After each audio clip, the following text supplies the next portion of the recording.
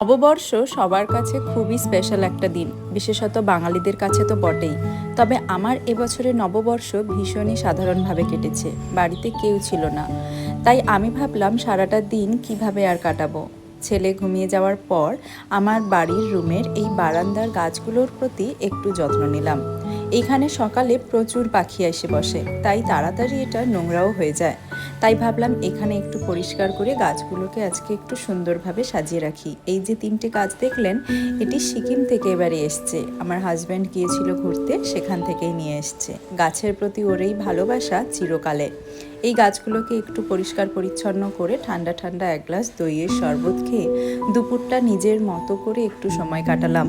সাধারণত সারা দিন ডিউটি করার পর ছুটির দিনে আমাদের বাড়িতে প্রচুর কাজ থাকে, তাই যতটুকু সময় পাই নিজের মতো করে কাটানোর জন্য একটু চেষ্টা তো আমাদের অবশ্যই করতে হবে ছুটির দিনে।